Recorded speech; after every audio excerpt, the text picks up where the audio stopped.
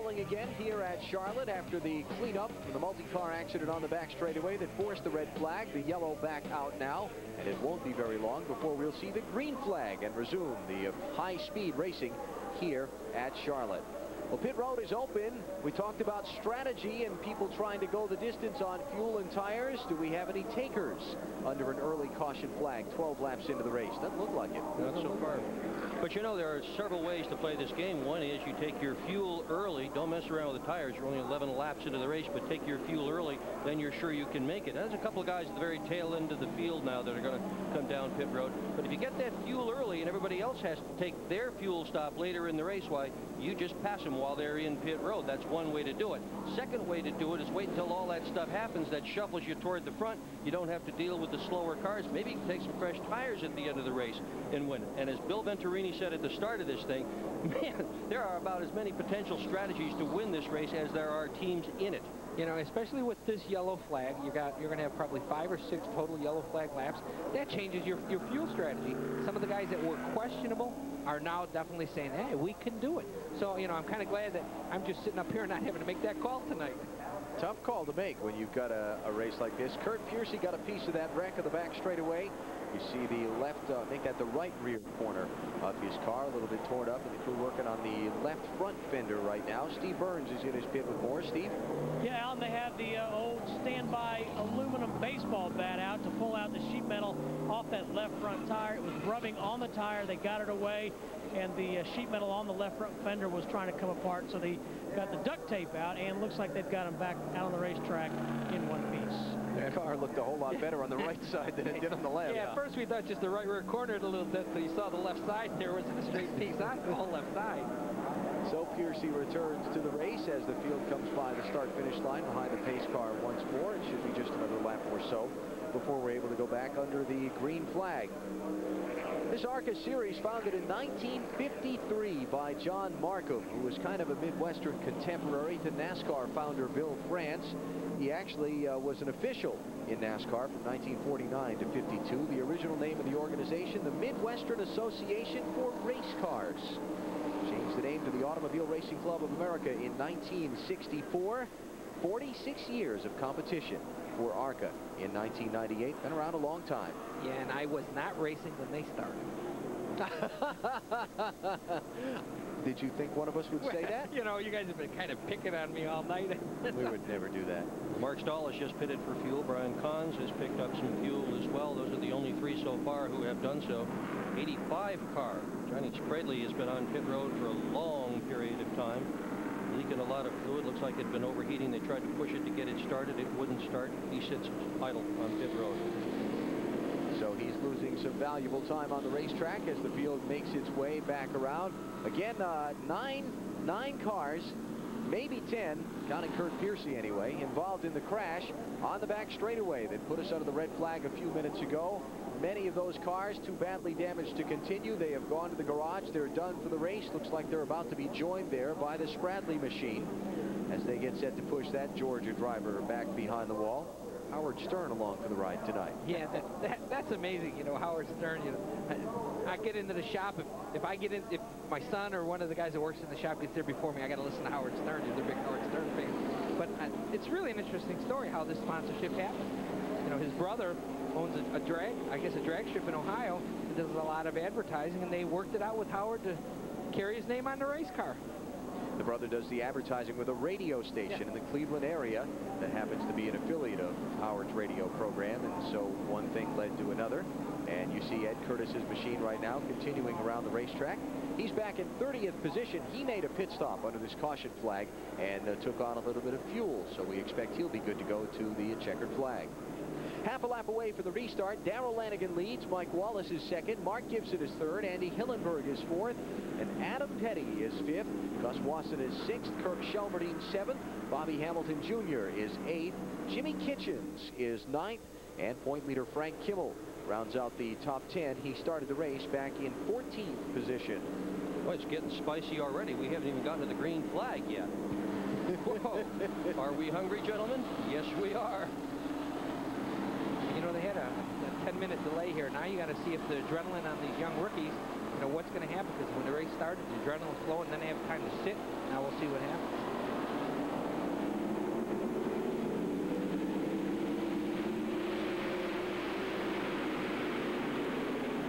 Mike Wallace up top.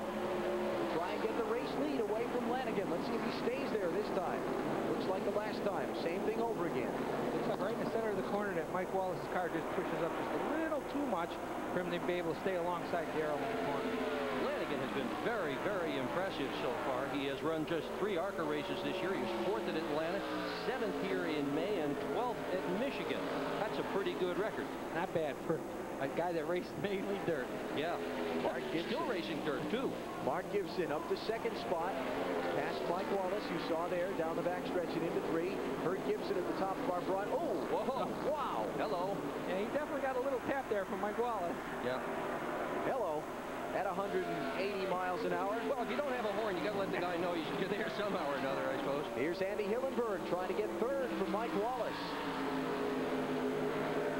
And now Wallace may be losing 4th. That's Adam Petty down the bottom side on the front stretch. Yeah, it looks like the 83 car won't work on the outside groove. He needs to get back down on the bottom groove. And while all this is going on, Lanigan has taken off. You just saw a corner of his car in that last shot. Hillenberg looking low for second on Mark Gibson. Now feeling a challenge. 3 wide. Look at Adam Petty at the bottom. That doesn't work going into the 3rd turn. You can't go in there 3 wide and come out whole. Ah, the bravery of youth. Yeah. That fast race car will do you good here at Charlotte. Yeah. Here he goes after second on Gibson. Adam Petty, 18 years old, first super speedway start. He's on the charge. Brings Mike Wallace with him under Gibson, who now has to fight off Hillenberg for 4th. See the difference? Mike Wallace got down on the bottom and he gained 2 spots. Hillenberg's running well, too, on that bottom. Whoa.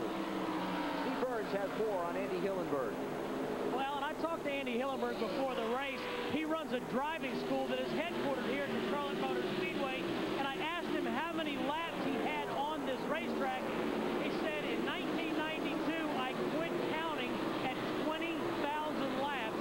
He says he thinks it's at least 50,000 laps on this racetrack. And they'll get you around here at 160 miles an hour in a Winston Cup style car. Not me, they will. 50,000 laps. He has to dream this racetrack at night. He knows every bump and every ripple very well, that's for sure. And right now, he is in the 4th position behind Darrell Lanigan, Adam Petty, and Mike Wallace. I'll remind you that Hillenberg is the 1995 ARCA Series champion. The one at Daytona from the pole, 97.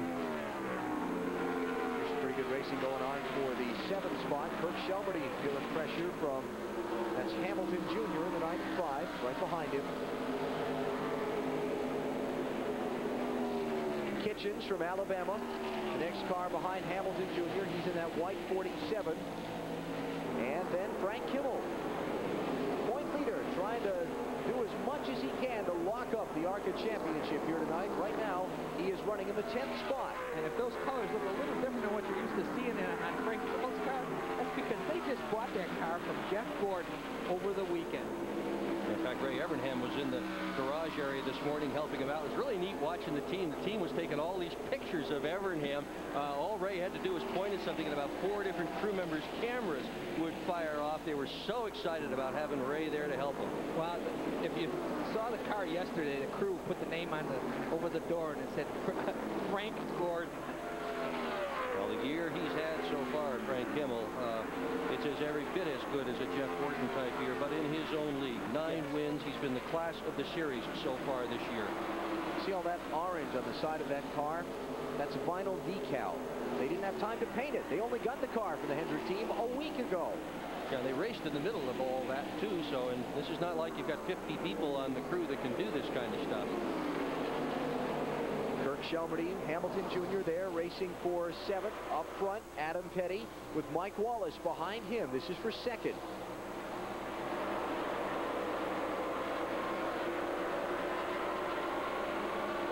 You know, we showed those pictures of Kyle Petty's first ARCA Series race a couple minutes ago in the broadcast. Remembering back to that day at Daytona, Kyle obviously had a strong race car. He had the best car in the field.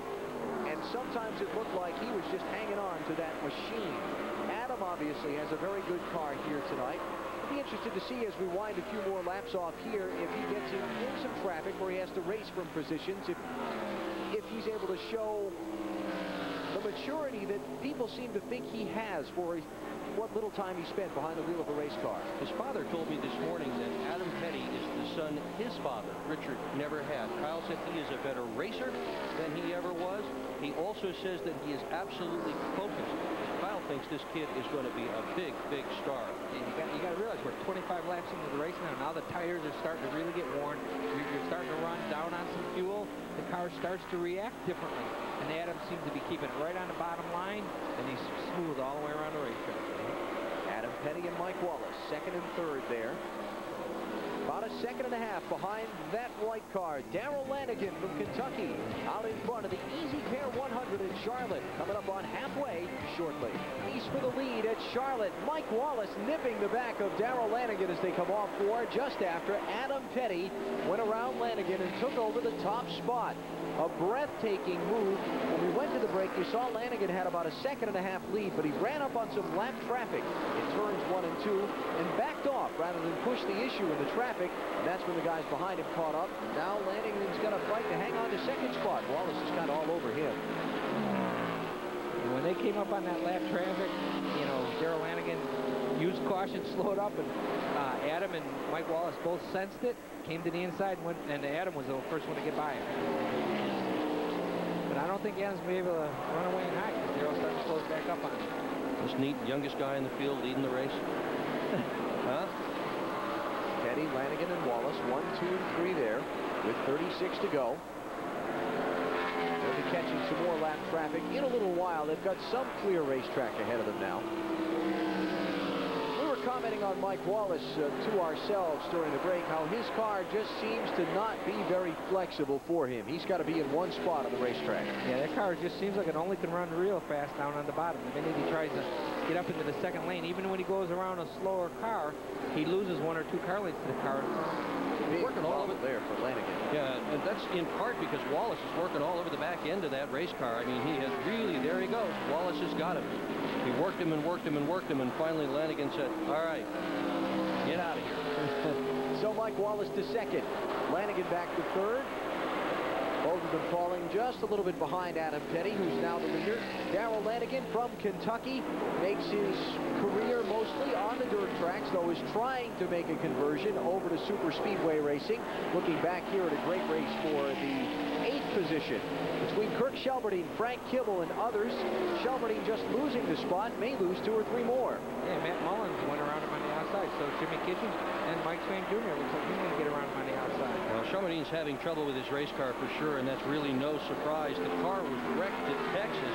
They did the best they could to try and straighten it out with a frame machine, but you look inside that race car at the floorboards, and that's always the way you can tell if a car has really been bent, and they just look awful. They haven't really gotten that car straightened out yet. Shelberdine knows his way around this racetrack for sure. He won here 4 times in the old Sportsman Series. He's won once this year in ARCA. He deserves to have a well-funded ride. Looking forward to that one of these days. This is not the best funded of all the operations in ARCA. They have done extremely well with what they have.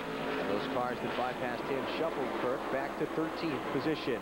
Let's back up about 5 laps now and show you Adam Petty making a rather bold move to get the lead. The white car is Lanigan, who was the leader. Catch your breath before you watch this. Yeah. Look out.